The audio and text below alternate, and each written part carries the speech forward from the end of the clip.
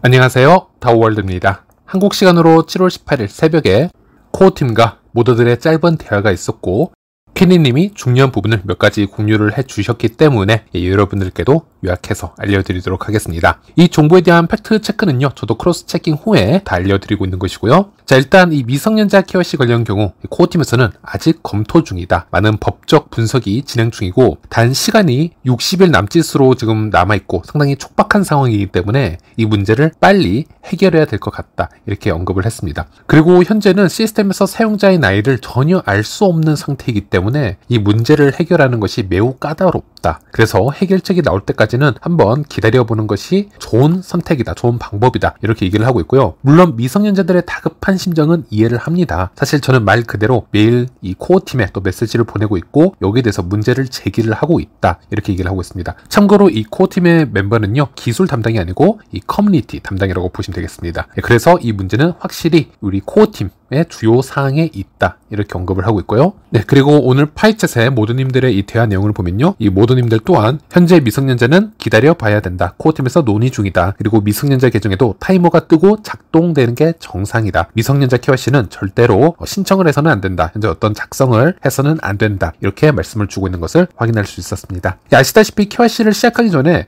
나이 체크란에 동의를 하는 부분이 있습니다. 18세 이상 성인임을 확인을 하고 KYC를 진행을 해야 되기 때문에 미성년자 계정을 그대로 진행을 해버리면 파이의 KYC 규정을 위반하는 것이기 때문에 답답하시더라도 미성년자는 KYC 진행을 절대 하면 안 되겠습니다. 그리고 한 모드는 지갑 생성 오류의 수정이 10월 이후에나 가능하다라는데 그것이 사실인지 그런 루머를 확인하는 질문을 하였고요. 코어팀은 여기에 대해서 지갑의 현재 상당한 업데이트, 변경이 이루어지고 있으며 몇 주 안에 완료될 것으로 예상이 된다. 몇 주 이내라는 것은 8월에 해결이 될 수도 있을 것 같다. 이렇게 해석을 할 수 있는데 늦어도 8월로 예상이 된다 라고 얘기를 하고 있습니다. 10월이라는 말은 어디서 나온 건지 좀 혼란스럽다 라고 코어팀이 얘기를 한 걸 볼 수 있었고요. 즉 10월 얘기는 루머인 것 같습니다. 그리고 지갑 생성 오류가 쉽게 잡히고 있지 않은 이유에 대해서 이 메가모드의 이 챗을 보면요, 지갑 생성 문제는 테스트넷 과부하 문제가 해결되어야만 수정이 될 수 있다. 개발자들이 최선을 다하고 있지만 완전히 해결되기까지는 몇 주가 더 걸릴 것으로 예상됩니다. 라는 이제 언급을 한 걸 볼 수 있고, 파이 커뮤니티 개발자인 이 렉스의 엑스포스팅 글을 보면 지난 영상에서도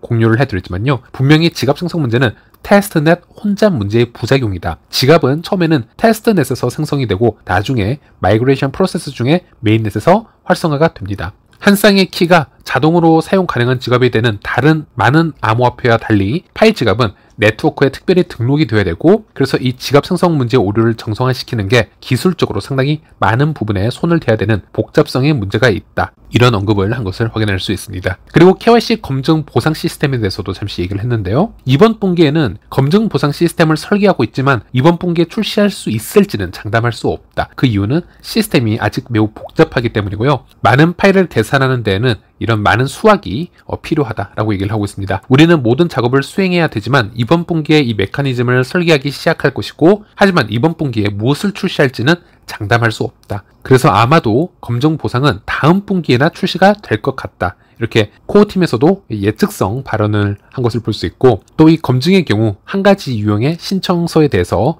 3명에서 10명의 검증자가 있을 것, 이렇게 얘기를 합니다. 일부 검증의 경우 보통 정보가 정확하기 때문에 검증자가 3명 또는 2~3명만 필요하기 때문이고, 그러나 다른 유형의 검증도 있습니다. 누락된 필드나 이름 이의 제기가 필요한 신청서의 검증이며, 이러한 경우에는 5명 이상, 심지어 10명 이상의 검증자가 필요할 때도 있습니다. 이렇게 쉐리 오렌지는 얘기를 했고요. 그리고 메가모드 GOTM의 경우에는 케니님이 공유를 해주셨는데요. GOTM은 이렇게 얘기를 했습니다. 8명에서 12명 정도 검증자가 필요할 수도 있다. 재제출 같은 경우는 더 많은 수가 필요할 수도 있다. 그리고 KYC 제출을 정말 최악으로 제출한 경우, 정말 검증이 복잡한 경우에는 검증자가 그 배로 붙을 수도 있다. 이런 언급이 있었습니다.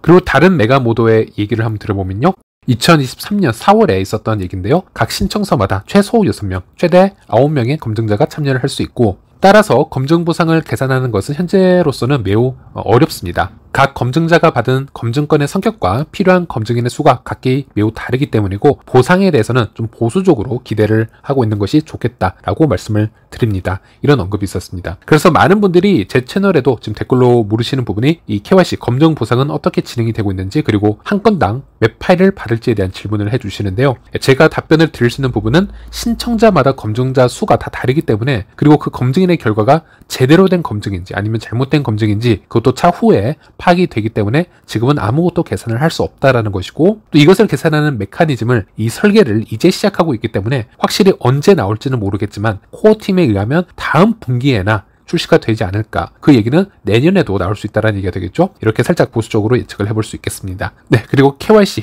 유예기간 타이머에 대해서 한번 얘기를 해보려고 합니다. KYC를 신청할 수 있는 자격이 있는데도 불구하고 KYC를 신청하고 있지 않는 분들, 고의적으로 신청을 하고 있지 않거나 아니면 파일 생태계를 잠시 떠나 있어서 지금 이 정보를 모르고 있어서 KYC 신청을 못하고 있는 분들 등등 이런 분들에게는 파이 앱에 타이머 기능이 부여가 된 것 이제 모두 다 아실 겁니다. 7월 1일부터 공식 발표가 있었고 3개월 안에 KYC 신청을 완료를 해야 된다는 것인데요. 자, 그래서 7월 1일부터 카운트다운을 해서 9월 30일까지 총 92일이 주어졌고 이 기간 안에 KYC 신청을 해야 되는 겁니다. 네, 7월 1일 기준이고요. 일단 제 아이의 파이 계정을 잠시 한번 보여드리도록 하겠습니다. 보시는 것처럼 제 아들도 현재 미성년자이기 때문에 KYC 신청을 하고 있지 못하고 있습니다. 안 하는 게 아니라 못하는 것이고요. 매일 채굴을 하고 있지는 않지만 이렇게 접속을 할 때마다 KYC 신청을 하라는 팝업 창이 뜨는 것을 볼 수 있습니다. 어차피 나이가 18세 이상이 되지 않으면 KYC 거절 사유가 됩니다. 그래서 항상 이 창이 뜰 때마다 저는 이 아래 KYC 거절 버튼을 탭하고는 있었습니다. 진행을 못하고 있죠. 그리고 파이앱의 메인넷으로 접속을 해서 체크리스트를 한번 눌러보시면요. 이렇게 상단에 타이머가 작동이 되고 있는 것을 확인할 수 있습니다. 현재 우리 아이 계정 같은 경우에는 73이라고도 8시간 정도 남았다라고 얘기를 합니다. 이 안에 KYC를 신청하지 않으면 현재까지 채굴해 왔던 상단에 보이는 이 포인트를 대부분 잃게 되는 것이다. 이렇게 보시면 되겠습니다. 그래서 이렇게 체크리스트를 하나씩 꼭 완성을 해 주셔야 되는데요. 네, 어쨌든 미성년자 계정은 현재는 기다리는 수밖에 없습니다. 솔루션이 없고요. 성인인 경우에는 무조건 KYC 신청을 꼭 해주시길 바라겠습니다. 네, 그리고 지금 파이 영상을 시청하는 분들은 매일 파이 뉴스를 접하시는 분들, 생태계에서 나름대로 적극적으로 활동을 하시는 분들이기 때문에 아마 대부분 현재 KYC 신청 자체는 하셨을 거라고 봅니다. 그래서 어떤 문제가 있었다면은 KYC가 아직 어떤 이유로 통과가 되지 않았거나 마이그레이션을 신청을 해놨는데 마이그레이션이 지금 되고 있지 않은 분들, 그런 분들이 지금 비중이 더 높을 거라고 보고 있고요.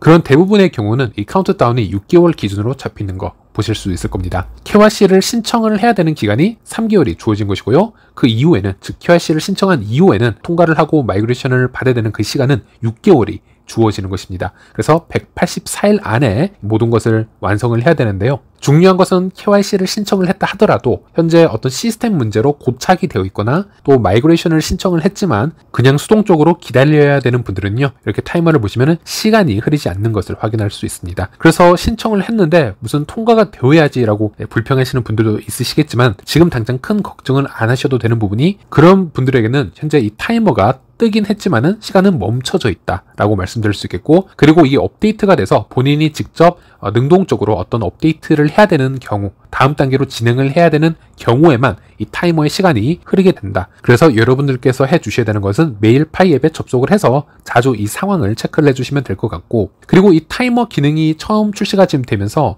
모든 모더들에게 이렇게 공지가 되었습니다. 유예기간 타이머가 곧 일부 사용자에게 출시될 예정이며 다음 24시간 동안 천천히 모든 사용자에게 확대될 예정입니다. 문제가 있거나 버그가 발생하면 지속적으로 업데이트나 수정을 하겠다, 이렇게 언급을 했는데요. KYC 신청 상태라든지 지금 마이그레이션 신청 상태라든지 아니면 기기 관련 등등 여러 가지 변수가 있을 수 있기 때문에 초반에 이 타이머 기능이 출시가 되더라도 여러 버그 사항이라든지 여러 개선을 해야 되는 사항이 있을 수 있다, 이런 지금 부분을 오픈을 하고 지금 보고를 받겠다, 지금 이런 언급을 한 것을 볼 수 있습니다. 그리고 역시나 개선이 되어야 되는 부분들이 종종 발견이 되고 있는데요. 예를 들어 KYC를 통과를 하고 마이그레이션까지 완성을 하신 분들 중 다시 어떤 시스템 장애로 다시 KYC 상태가 임시 승인이나 검증인 대기로 바뀐 분들이 있습니다. 그런 분들에게도 현재 타이머가 뜨는 경우가 있습니다. 물론 타이머가 움직이고 있지는 않으나 분명 마이그레이션까지 완성을 한 분들이기 때문에 이런 분들에게는 타이머가 떠서는 안 되겠지만 이런 부분도 버그의 일종이라고 보시면 되겠고, 이런 경우도 코어팀에게 전달이 된 부분이다, 이렇게 보시면 되겠습니다. 네, 이번 영상은 여기까지입니다. 다음 영상에서 다시 찾아뵙도록 하겠습니다.